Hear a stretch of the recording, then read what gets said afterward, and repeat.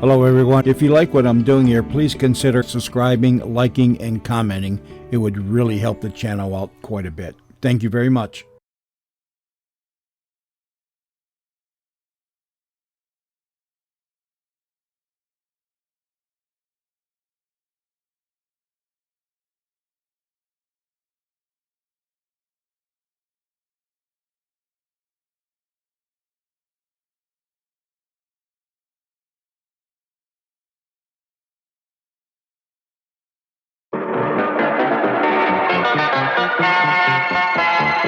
We're those news people. CBS Radio for the Midwest. News Radio 78, WBBM, Chicago. It's 10:30.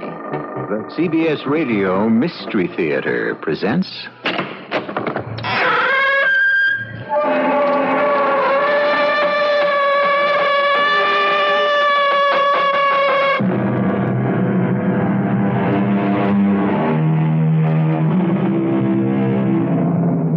Come in.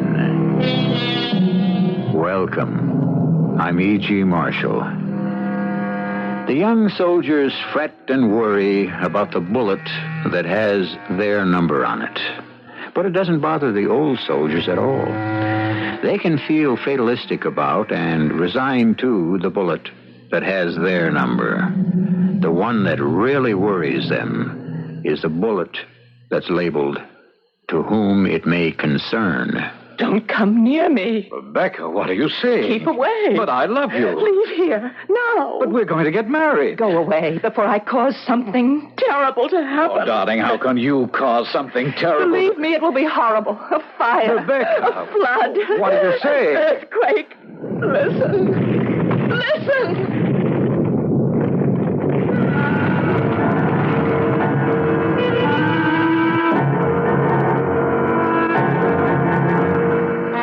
Our mystery drama, To Whom It May Concern, was written especially for the Mystery Theater by Sam Dan and stars Marian Seldes and Ian Martin.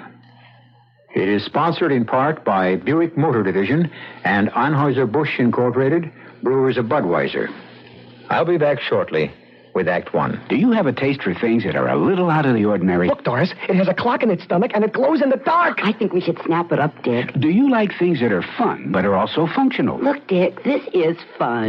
But is it functional, Doris? Do you want to be the talk of the town? Oh, Dick and Doris, we were just talking about you. Then the Opel Isuzu is your kind of car. It's not ordinary, it's fun but functional, and people will talk about it. Did you hear what Dick and Doris bought? The Opel Isuzu, a dandy new small car, at your Buick Opel dealers. This is Helen Van Slyke. I wrote The Heart Listens, a book millions of you enjoyed. Now I've written a sequel called The Mixed Blessing. It continues the life of Elizabeth Quigley and her granddaughter Tony, herself a mixed blessing. Tony's story answers the most agonizing question any woman can face. I call my new book The Mixed Blessing. I hope you'll call it the best modern romance you've ever read. The Mixed Blessing in paperback from Popular Library. Are you planning to refurbish your present offices, or are you starting a new business and need new office furniture? Stretch your important furniture dollars. Shop at Chicago's only department store of office furnishings, the Office Equipment Company of Chicago, 223 West Lake Street, 236-5858. Where you'll find over 40,000 square feet of office furniture, carpet, and accessory displays. The Office Equipment Company of Chicago offers you budget prices on such quality office furniture names as Kimball, Cole, Hahn, Murphy Miller, Chairtex, and many others. All are in stock for immediate delivery. Whether you're furnishing one office or a dozen, a conference room or a cafeteria, you'll find it on display and in stock at the Office Equipment Company of Chicago. Naturally, delivery is free. Call 236-5858 or write for their free 24-page budget catalog, or visit their showrooms at 223 West Lake. Plenty of free parking, too. The Office Equipment Company of Chicago, 236-5858.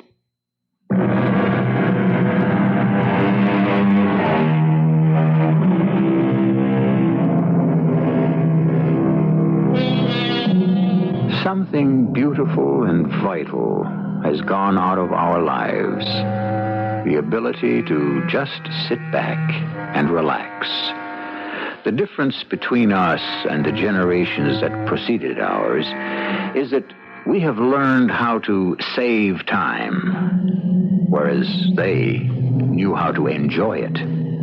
They had time for everything. And this is the story of a man who lived back then when there was time, just before World War I. Come with me now to the New York Club of Dr. Adams Mandeville, a place of fine old wine, mellow cigars, gleaming crystal, and easy conversation on a May evening in the year 1915. Hello there, Dr. Mandeville.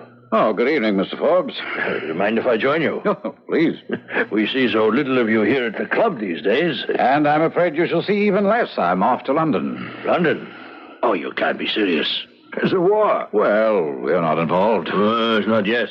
Nor do I think we ever will be. And in any event, I must go to London. May I ask why? Well, we're having the International Conference on Psychiatry. This delving into the mind. It's tricky business, no? Oh, yes. Does it, can it help your patients? Well, I don't know how much it helps my patients, but I know it's helped me. Help you? How? Let me put it this way. It's going to help me. It's going to save my life. How can you tell if it's going to save your life? Do you believe in the angel of death? Yeah. Angel of death? Yes. Well, I suppose, as figuratively speaking, in a way, we might assume that was the first question she asked me when she entered my office. She? Mrs. Rebecca Orne, a widow, most beautiful woman. Well, when I say woman, I mean a woman of almost 40, when the fair sex are in the glorious August of their beauty, a fully realized woman. Well, I must say, this doesn't sound like a doctor speaking. Well, doctors are also men. It was a month ago. She'd made an appointment to see me on the telephone, and when she sat down in my office, her very first question... Dr. Mandeville, do you believe there is an angel of death? Why? Why do you ask? I understand you are one of those new doctors of the mind. The angel of death, is he real, or is he a figment, a creation of my own? Mrs. Orne, I know of no scientific evidence that can account for the existence of an angel of death, or of life, or of any angel, for that matter. Well, nor is anyone else such evidence, except perhaps myself. And what is your evidence, may I ask? An awareness of his presence. Uh-huh. What sort of awareness? A feeling that I'm not alone. Awareness, feeling, but is there anything tangible? It's tangible enough to me. Well, the word tangible literally means something that can be touched. I know. And I feel his touch. Where? All... Oh, dear. This may sound indelicate. I feel his touch all over my body. Yes? It feels as if I were suddenly chilled by an icy wind, and my skin seems to burn. It sounds contradictory, I know. Ice and fire. No. Please continue, Mrs. Orne. And I feel as if my hand is being taken. Taken? Taken in someone's grasp. You feel a hand? The fingers of a hand closing on mine. And you see? No one. Nothing. But you feel these fingers? Yes. And how do they feel to the touch? Well, again, fire and ice. Burning fire and cold, cold ice. The icy coldness of death. And then what happens? The fingers of the hand that has closed over mine. It seems to hold me in its firm grasp, and it begins to pull me. I cannot... I have no will to resist. And then? And then the ice becomes warmer, and the fire becomes cooler, and the fingers of the hand that is holding mine seem to slacken their grip and slip away from me. And suddenly, I feel his presence no longer. He's gone. You're quite sure of all this? Oh, yes, it's exactly the same way, each time. Oh, then this has happened several times. Oh, yes. How many? Oh, innumerable. I have a theory. Would you like to hear it? Oh, yes, please. He wants me. Well, you might say if he exists, he wants all of us. When our time comes. But I think my time has already come. I'm afraid I don't understand. And that he was unable to take me at that time. And since I escaped him, he must keep after me. And it becomes more and more difficult for him each time. And so he tries harder and harder. And yes, Mrs. Owen?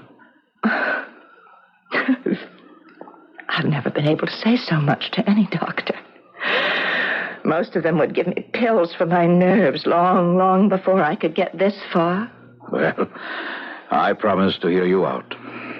Well, it's about all, except that they keep getting worse and worse. What keeps getting worse and worse? The disasters. So many people die. And it's because of me. He doesn't really want them. He wants me. And the reason they die is because they just happen to be there. Yes? Why do you say yes? Do you know what I'm talking about? Do you really understand what I'm saying? Mrs. Owen, did you have a happy childhood? Why do you ask? Well, in psychiatry, we begin with the child. Well, that makes sense. Yes. Well, it all began with my childhood. That was when he first came for me. When who came for you? Well, who have we been talking about? The angel of death. Oh, yes, of course. And that's when I felt his grasp for the first time. It happened when I was 5 years old. We were living in Johnstown, Pennsylvania. Johnstown, Pennsylvania. Now, that name seems familiar. I'll never forget. I was in the kitchen of our house. We had a farm.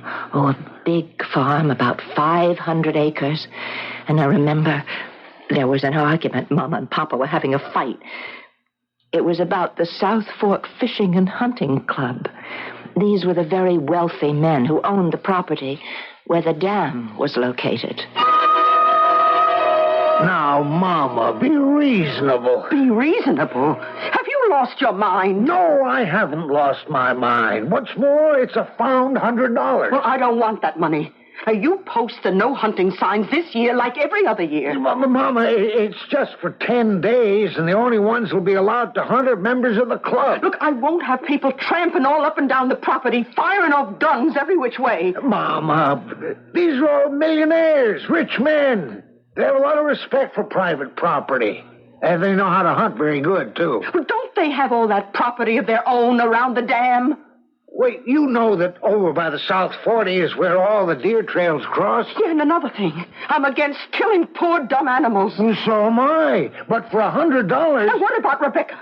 Rebecca? She goes running around the woods all the time. Now, with all them hunters shooting away, Well, so, for the next 10 days, you gotta keep her in the house. How can I keep the child cooped up all day? For $100, you better find a way to do it. But Mama couldn't. Although she laid down the law in no uncertain terms, I was a restless child, filled with unlimited energy. I couldn't sit still. I always wanted to be where I wasn't. And so, one afternoon, when Mama stretched out for her nap, I was just out the door, running through the woods, happy the way only a child can be. And I heard a voice suddenly shout, "Look out, Andy!" But the voice was too late. There was a noise and a flash, and a dull blow against my chest. That was the first time I felt the icy cold and burning hot fingers close about my hand, and the gentle pull that urged me forward. And I heard a voice. Hey, good Lord, Andy, you killed her. Look at the blood. The bullet went right through her chest, through her heart. Oh, she must be dead. Yes. I was dead. At least I thought I was dead. I should have been dead. The angel of death had come for me. But suddenly, the fingers that grasped my hand loosened their grip. The ice became warm, the fire cool, and I just slipped away from him. Or he from me. And I was free. You, were shot through the heart? Yes. Could the bullet have missed? No. But surely... Oh, the doctors came from miles around. The best doctors. The club saw to that. They were amazed. Well, how did they account for it? They didn't. Those doctors couldn't. They said perhaps the bullet broke as it hit my chest and just a small piece of it penetrated my heart. Or perhaps the tissue was able to repair itself. But really, they were only guessing. I was shot through the heart. That much is certain. And you lived. That much is obvious. I lived through other things, too. I was bitten by a copperhead a year or two later. Well, people do survive snake bites. Oh, rattlesnake bites sometimes. But very few folks are ever actually bitten by copperheads. And those that are... You're very lucky. Very imaginative. You know, you're a charming lady, Mrs. Owen. May I ask why you have never remarried? Because I'm frightened. Of marriage? I believe I told you. The angel of death is so intent on capturing me that those around me are always in danger. Well, you're sitting here in my office. Am I in danger now? Yes, Doctor. How? I don't know.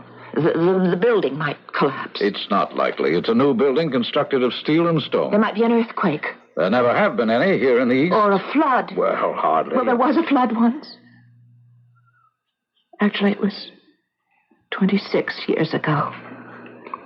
When I told you I came from Johnstown, Pennsylvania, you said the name seemed familiar. Do you remember why now? Oh, yes, of course. The flood, the famous flood. The Johnstown flood. Were you there at the time? Yes. And you lived through it? Yes, I lived through it. Unfortunately. Now, why do you say unfortunately? Because it wasn't fair that I should survive. I really deserve to die. I caused the flood, Doctor. I'm the one to blame for the Johnstown flood.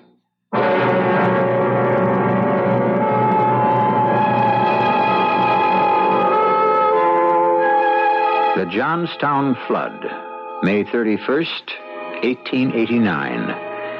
The dam across the Conemaugh River had become obsolete and inadequate.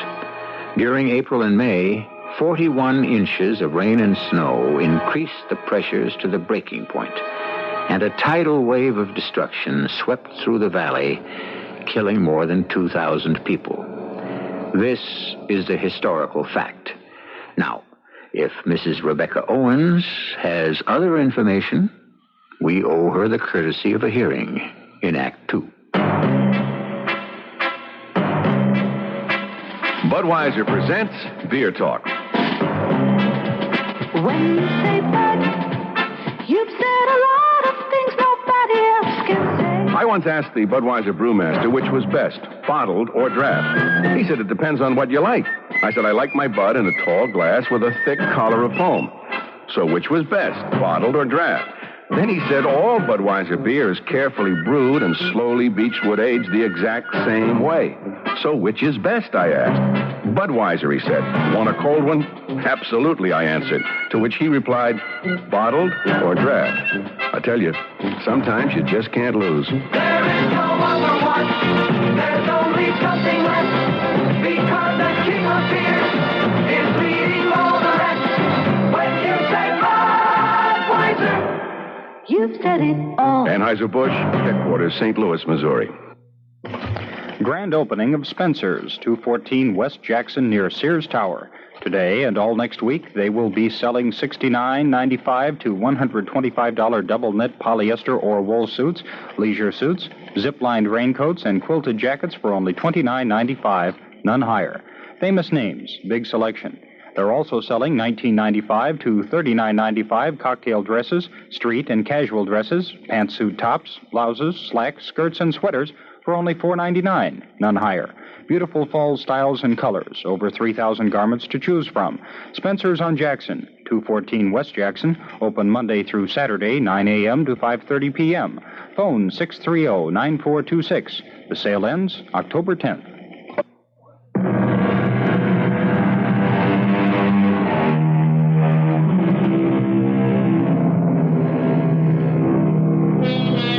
Well, here we are at the very beginning of May, 1915. Remember that date. It will be significant. In the exclusive New York club of Dr. Adams Mandeville, Dr. Mandeville is having a very serious conversation with an old friend, Mr. Hector Forbes, the renowned anthropologist. Mr. Forbes is having difficulty believing what Dr. Mandeville is telling him. Yes, my dear Mandeville. Yes, I remember the Johnstown flood. There are people who can be held responsible. But surely your patient, this Mrs. Rebecca Owen, no, she couldn't be one of them. But according to her story, She mentions the South Fork Fishing and Hunting Club. Now, it was a group of millionaires who had bought the land from the state.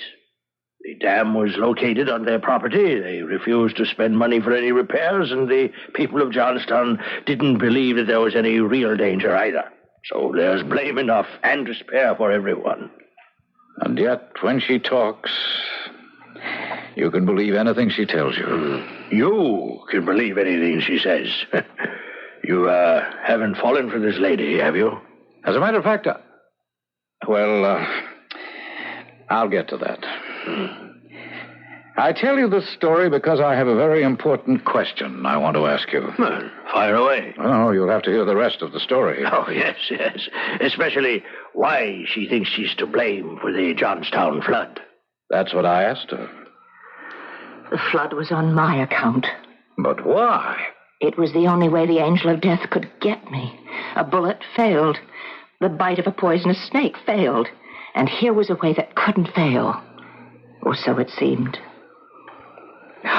Oh, poor Philip Dumont, my first beau. I was 15 and I was in love. The way you can be in love when you're 15. We were out walking. It was the last day of May. Beautiful afternoon. What time is it, Phil? 10 minutes after 4. Why? I would like this moment to last forever. This is the supreme moment. This is the happiest moment of my life. Of mine, too. Everything's so perfect. What's that? Thunder, most likely. Thunder doesn't sound like that. Oh, sure it does. No, it doesn't. You hear a loud peal of thunder, and then it fades, and then you hear another. This just keeps getting louder. Rebecca, look! Phil! It's a wave! It's water! It's high as a house! High as a mountain! It's coming at us! Run, Phil, run! Run! It's going to drown us! His hand! Take his hand away! His burning hand, his icy hand! The angel of death is holding me! He's holding me! He's holding me, too! No escape. An enormous mountain of water traveling at breakneck speed was sweeping everything in its path. Rocks, trees, animals, houses. Nothing could live that stood in its path. But somehow, I lived. I don't know why. I don't know how. I was surrounded by hundreds of the dead. But I survived. Once again, the fire became cold and the ice warm, and his fingers fell away. Why? I don't know. And poor Phil, he was with me, and more than 2,000 others. Was it my fault? No, of course not. And how do you explain the fire? The fire? The fire in Chicago. That was only 12 years ago. That dreadful conflagration in the Iroquois Theater. Oh, yes, of course, I remember that. We'd moved to Chicago. Mama and Papa had survived the flood only because they'd gone to Pittsburgh to visit my grandmother. So there was nothing left for us in Johnstown, and Papa was offered a job in Chicago. It didn't matter to me. After the flood, I was like one in a dream. I just stayed in the house, in my room. I went nowhere. I saw no one. Oh, Papa, you must do something about that girl. Me? Oh, she won't listen to me. Well, then take her to a doctor. Oh, hasn't she seen enough doctors? Then what do you want? She'll be 28 years old. Make it 30. Oh, that's even worse. She'll spend the rest of her life this way, an old maid. Some girls, they don't get married. It's their fate. Well, it's not going to be her fate. You have to fight it. Get your coat and hat, young lady. Papa, You can't shut out the world forever. We're going to the theater. I don't want to. You know why? Because it's medicine. The pills you get from the doctors don't help, so I know another kind of doctor. His name is Eddie Foy, and his cure is a good laugh. But I'm not in the mood. You're going to turn down a chance to see Eddie Foy and Mr. Bluebeard? Do you know how hard it was to get tickets? Please, Papa, No. Up, out. He was right. The minute I stepped into that theater, a great weight seemed to disappear from my heart. I felt youthful and carefree. The music, the dances, the jokes. I was laughing and applauding, and then suddenly, in the very midst of it, at the very height of it, I felt the fingers on my arm. The icy fingers. The burning fingers. And I said, "No. What do you want with me now? What will you do to me here? Please." And then I heard the most dreadful cry in the world in the theater. Fire! Almost a second. There was a deathly stillness. And then there was the panic. More than 2,000 well-dressed, civilized people were transformed into raging, mindless, stampeding animals. And when it was over, finally, almost 600 were dead. Yes, I read about it. The fire actually did very little damage, I recall. Most people were trampled to death. Papa died to save me. He saw we couldn't make it to the exit, and so he protected me with his body. I'm sorry. Papa left the world, but I came back to it. Mama became ill, and it was up to me to support us. I learned how to use a typewriter and to write in shorthand, and soon I secured a position as the secretary to a Mr. Walter Owen. He was middle-aged, very proper, but kind, a most generous employer. Mama became better, but she was quite sad. I think I'll have some soup, Mom.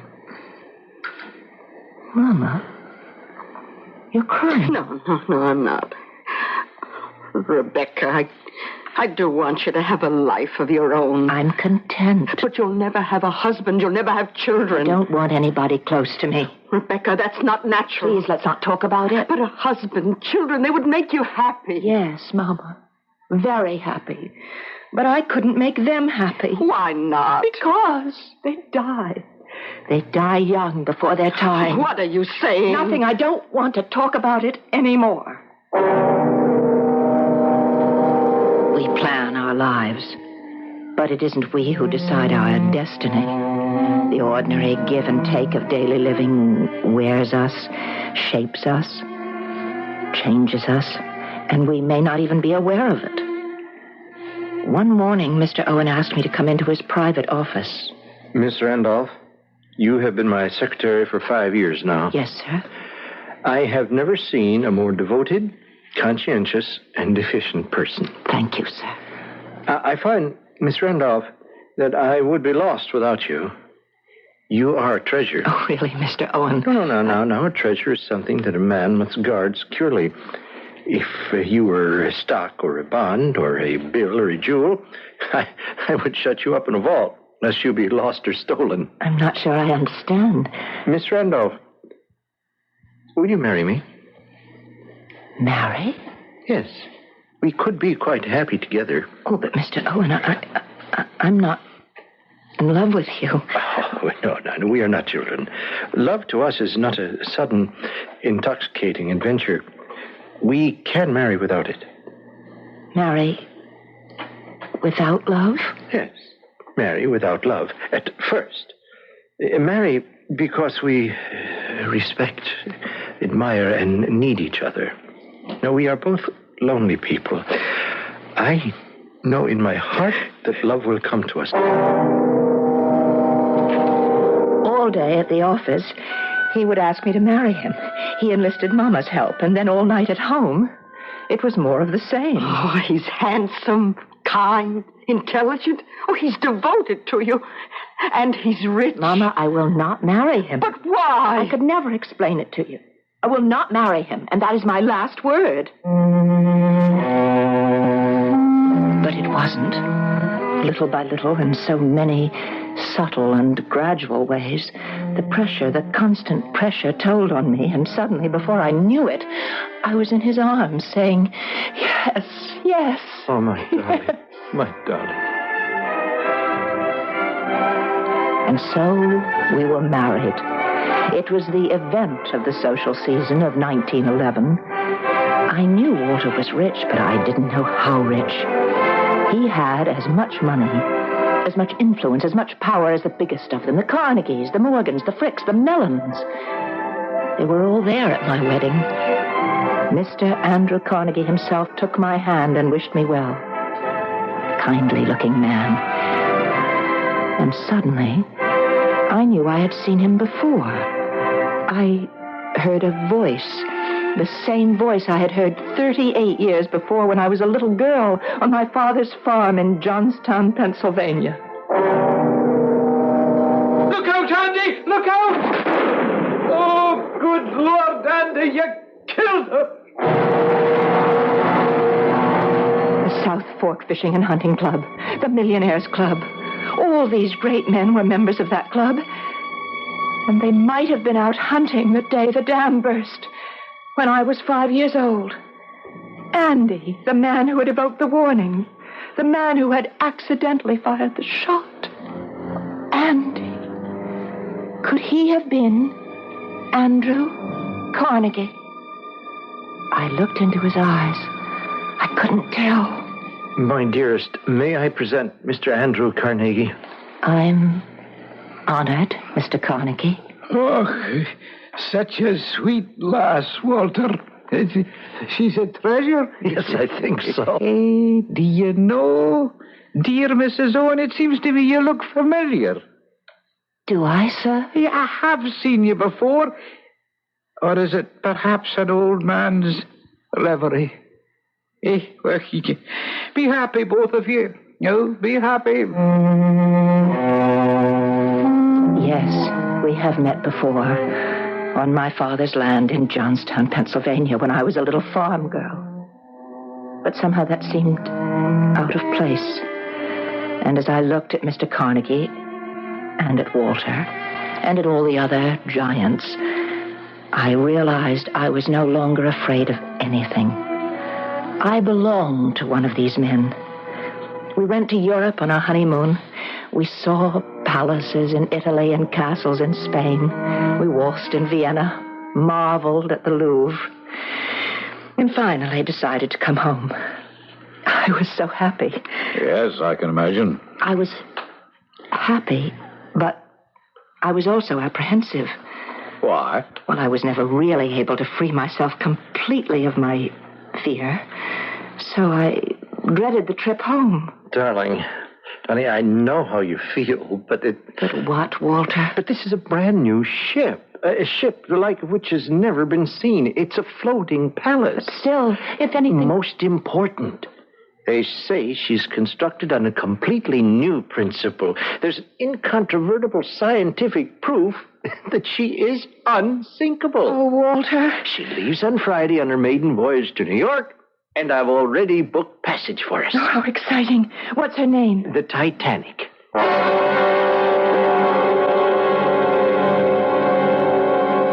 On April 15th, 1912, a minute before midnight, the Titanic struck a killer iceberg, some 2,000 miles from New York, with the loss of some 1,500 lives. Among the casualties, now I shall have to stop this business of anticipating the story.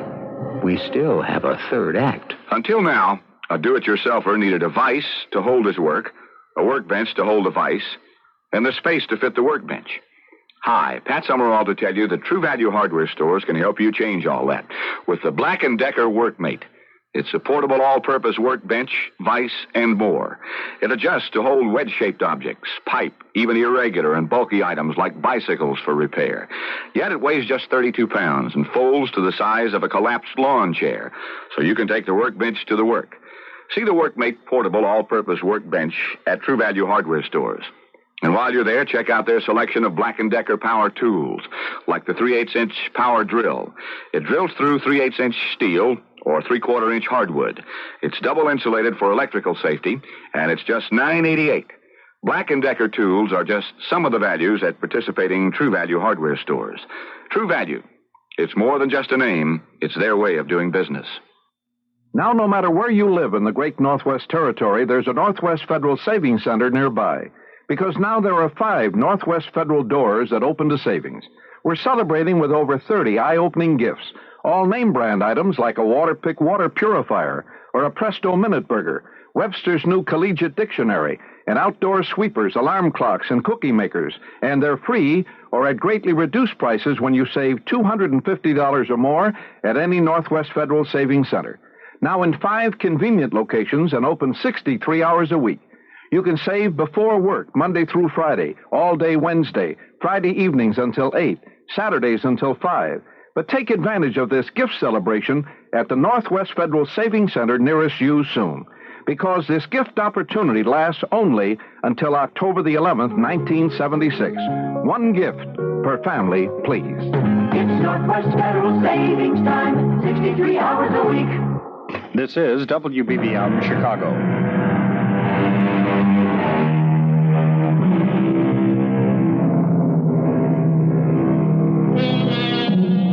Dr. Adams Mandeville, a New York psychiatrist, is at his club talking with his friend Hector Forbes. The subject of the discussion is, as you know, his patient, a woman named Mrs. Owen. And what can we say about Mrs. Owen other than she must be the victim of the most extraordinary string of coincidences in history? Are we perhaps, Doctor, in some psychic area? Is it possible she is not a human being? No, she's human, completely human. Human and lovely. She continued to see me over a several-week period. And each time I saw her, I fell more and more deeply in love. Rebecca, darling. No. Oh, please, Doctor. You can't call a man doctor after he calls you darling. I must leave you and never return again. Why? Oh, don't you know why? Oh, it isn't true. Everything you've been telling me about the angel of death. How can you say that? I felt him. I felt his touch. No, darling. You can't convince me. I let poor Walter convince me, and he's dead today. Walter would have died in any event. He died because the angel of death came for me. There is no such being. Oh, you say that to me. To me.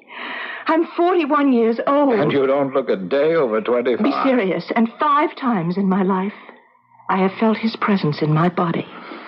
5 times, I have felt his hand on my arm.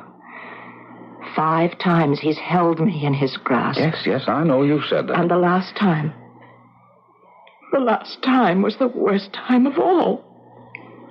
He was so determined to have me, he destroyed the greatest ship in the world to get me. Oh, I can hear the music. It was such a gay, wonderful party. I was dancing with Walter. Happy, darling? Oh, yes. See, I told you, everything would be all right. I don't know if it's you or the ship, but I feel so safe, so secure. It's both of us, darling. Nothing but happy and wonderful thoughts from now on. Let me get you a glass of champagne. He walked to the refreshment table, and I lost sight of him in the crowd, and I never saw him again. Because at that moment, I felt the fingers, the icy fingers of the angel. The angel of death. And I screamed, no! The music stopped. Everyone turned to look at me. Was I mad? And then there was the most terrible, grinding roar, as if some monstrous animal had ripped the entire bottom out of the boat.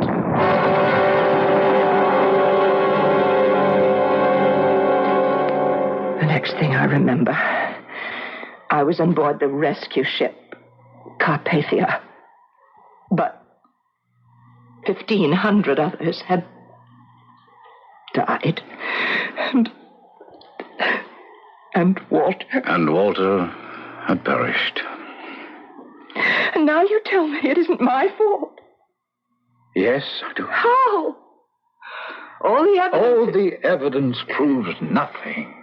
Oh, listen to me, my darling. Let me tell you what this is. It's the law of averages. Oh, no, that's not good enough. The touch of the angel of death. It was real. Well, of course it was real. Then you agree. It was real to you. Oh, my darling Rebecca, we're only now beginning to understand the mind, to comprehend its fantastic complexity. Then why was it real? Because you wanted to be punished. Punished for what? For disobeying your mother. When? That day when you were told not to go into the woods. You remember that day? That day when you were 5 years old and your mother took you aside and... What was it she said to you over and over again? She said... You're not to go into the woods. You are not to leave the house. If you disobey, you will be punished. Severely punished. Punished. Punished. That's right. Punished. Punished. Punished. But you did disobey, didn't you? Yes. And, Rebecca, you were not punished. And then, because you were almost killed, you were rewarded. You were fussed over and coddled and spoiled. Yes. And all the time you knew that you were to blame. You remember the face of the man who had shot you. You could see his agony and his anguish. Oh, please. No. This is necessary, dear. You look for death. You seek him out. You court him. You spin fantasies about him. Oh, darling, there is no angel of death except in romantic mysteries. But I... Face it, and your whole world will be changed. Oh, I never looked at it that way. Oh, my darling. We'll go to England on our honeymoon. I'd like you to meet Mama. Oh, well, of course. Could you leave now? I bought Mama a house in Ossining. It's up on the Hudson River.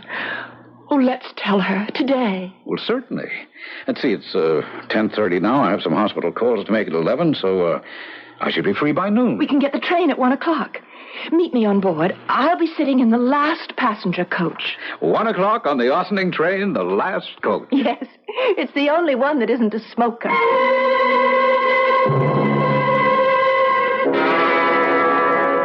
That was 2 weeks ago, Forbes. Well, evidently you made the trip in good shape. I see you're here and none the worse. You don't know what happened 2 weeks ago on the railroad. You see, I was delayed at the hospital, and when I arrived at the station, the train had already pulled out. You missed it, yes? Yes, and the train had traveled some 25 miles to a place called Tarrytown when there was an accident. Oh, no, don't tell me. Yes, some switching instructions had gone wrong, and an express train plunged into the rear of the Ossining local. The rear car? It was completely demolished. There were 5 passengers, 4 were killed immediately. But the 5th, Rebecca, suffered only from shock. And a very few superficial bruises. He exists. He is real. He came to me again. He came looking for me aboard that train. He came for me. I felt his hand, his fingers. The fire, the ice. You mustn't make fun of me. What I say is true. Of course it's true. Don't humor me. It is true. Do you mean that? Yes. And the angel of death exists. I'm very much afraid he does. Then it's over. It must be over between us. No. I love you and I want to marry you. You must never see me again. I don't want you to die because of me. And I don't want to live without you. Oh, darling, please. You're a doctor. Be sensible. Oh, I'm in love, so that's impossible. Face reality. Reality is that I love you. Reality is that if you had been with me on that train, you would be dead now. Ah, but I wasn't with you. And next time we won't be so lucky. I wasn't with you on the train. That's it. That's how to do it. No, it won't Yes, work. yes, it's how to reduce the odds.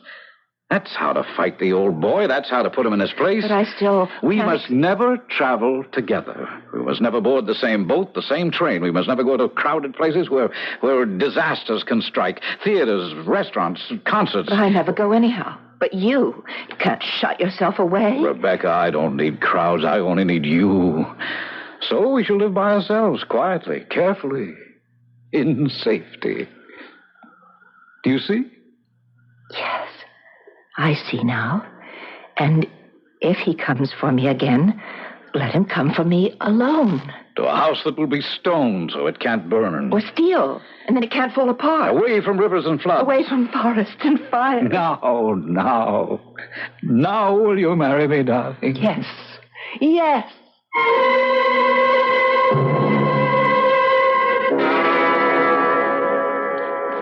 Rebecca and I were married the day before yesterday. Well, congratulations. Well, how does it happen you're not off on your honeymoon? Oh, we're going to London, where we shall also take in the conference. I'm leaving tomorrow morning. Well, you're off on a honeymoon, and you say I'm leaving? Well, naturally, separate ships. It's the only way we can travel. Oh, yes, of course. Rebecca sailed this morning on the Imperia, and I had to look around for something at the last moment. Yes, well, on such short notice, you'd be lucky to find a berth on a tramp steamer. Oh, I did considerably better than that. There was a last-minute cancellation, and I was able to get a cabin on what many people consider the most comfortable ocean liner afloat. Oh, really? Which one is that? The Lusitania.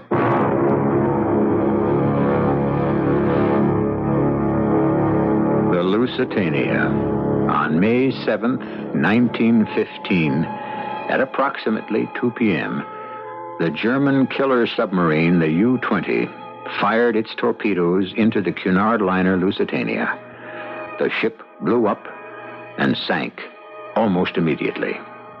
About 2,000 people lost their lives, among them an American physician, Dr. Adams Mandeville of New York City.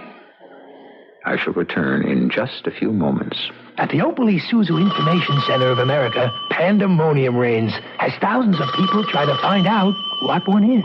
Hello, Opal Isuzu Information Center. Yeah, say, I think I've got an Opal Isuzu. Good for you, sir. Can you describe it? Well, it's about 4 feet high, brown, tan hair on its neck. It's got cute little eyes. Sir, I believe that's a Shetland pony. Oh, yeah, I can see that now. See the little hoofs? Opal Isuzu, a great new little car at your Buick Opal dealers. If your attic has less than 6 inches of insulation on the floor, you're being robbed every day without ever knowing it. To stop the under-insulation robber and possibly save up to 30% on the cost of fuel to heat and cool your home, inspect your attic. Then see your neighborhood Certainteed building materials dealer or insulation contractor. Certainteed fiberglass attic insulation will stop that robber once and for all. Tired of deodorant sprays that seem to miss their mark? Want something powerful you can put on in the dark? Shift to the English leather stick. the stick shift is on. English leather's got the stick that'll always protect you. With the English leather scent, they'll never forget you. Shift to the English leather stick. The stick shift is on. There are 3 good reasons to shift from an expensive deodorant spray to English leather deodorant stick. 1, English leather goes right where you want it, so there's no waste. 2, it's concentrated to give powerful protection. But the best reason of all is right under your nose. The famous fresh, clean scent of English leather. English leather's got the stick that'll always protect you. With the English leather scent, they'll never forget you. Shift to the English leather stick. The stick shift is on. Look for the English leather deodorant stick at your favorite toiletries counter.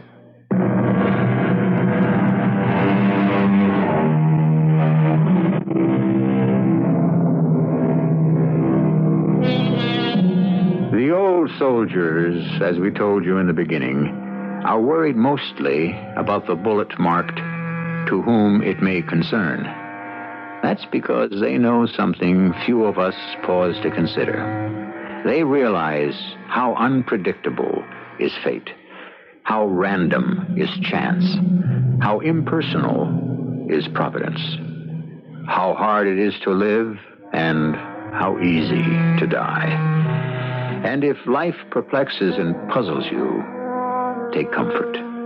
No one has been able to figure it out yet. Our cast included Marian Seldes, Ian Martin, Bryna Raeburn, Bob Dryden, and Earl Hammond. The entire production was under the direction of Hyman Brown. Radio Mystery Theater was sponsored in part by True Value Hardware Stores and Certainteed Fiberglass Attic Insulation. This is E.G. Marshall inviting you to return to our Mystery Theater for another adventure in the macabre. Until next time, pleasant dreams.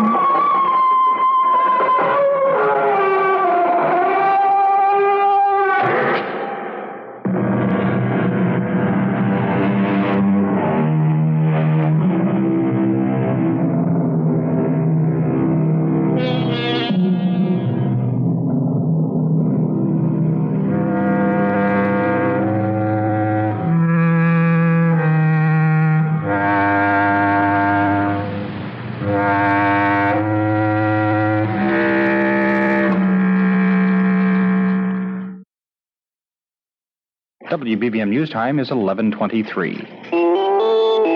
CBS News. China is holding a mass memorial service for Chairman Mao Zedong. This is Doug Poling reporting on the CBS radio network.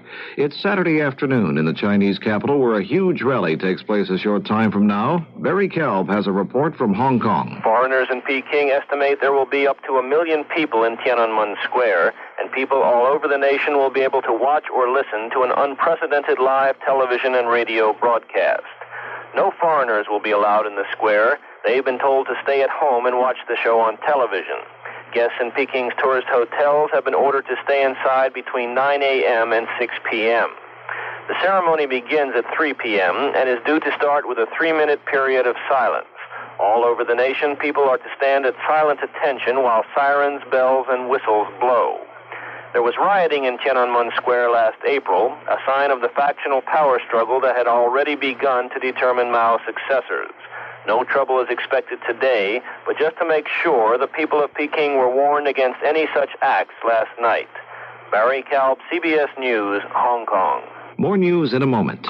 When America needs a better idea, Ford puts it on wheels. The Model T, the first V8, first wagon with a 3-way gate, Mustang, Pinto, Granada too, and now just look what Ford can do. October 1st, Ford will present a whole range of better ideas for 77. A totally new Thunderbird priced thousands less than before. A full-size LTD that kept its size. A trim new LTD2 with the spirit of Mustang 2. Granada gets overdrive standard, and there'll be a sportier-looking, sporty-handling Pinto. Ford's better ideas for 77. Test drive one of them starting October 1st. When America needs a better idea, Ford puts it on wheels. Ford puts puts it on wheels.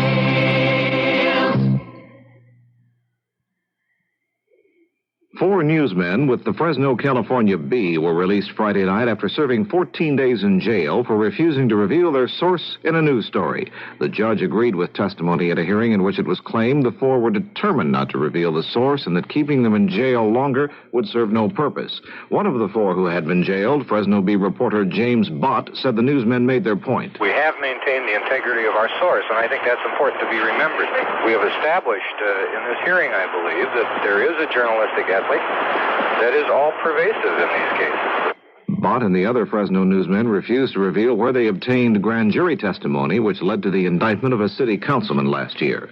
The House voted Friday to launch new investigations into the murders of President Kennedy and Dr. Martin Luther King, Jr. Democrat Thomas Downing of Virginia has long been a backer of moves to reopen these cases.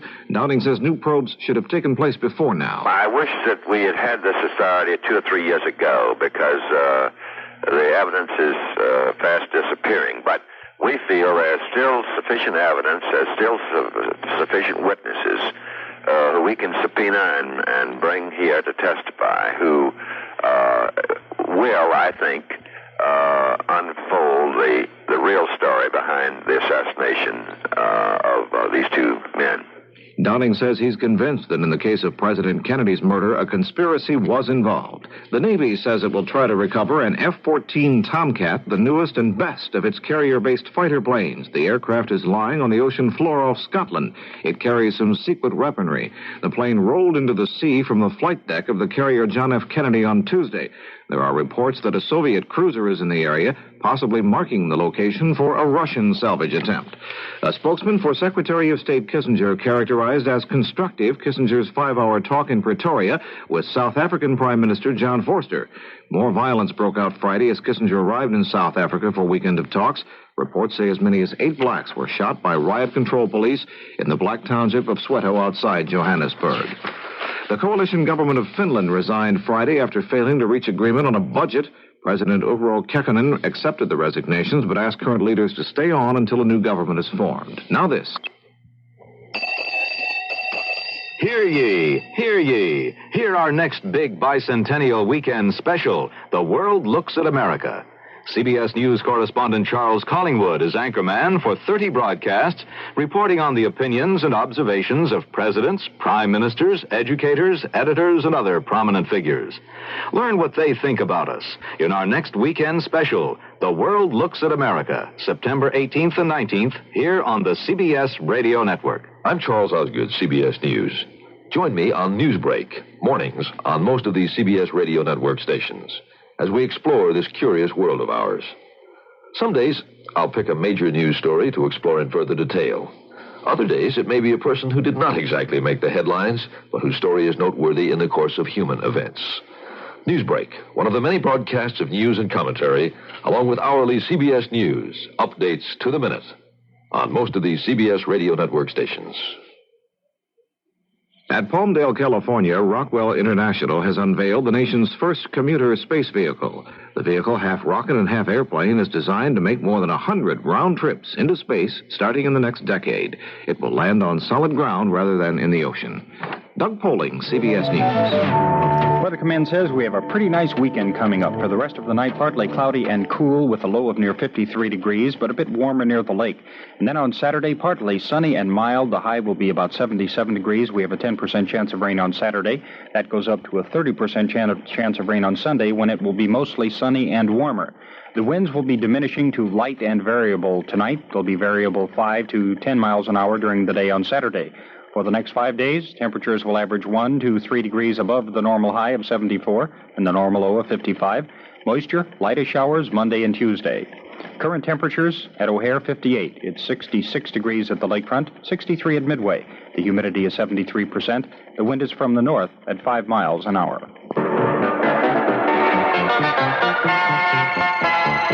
We're those news people. CBS Radio for the Midwest. News Radio 78, WBBM, Chicago. WBBM News Time, 11:30.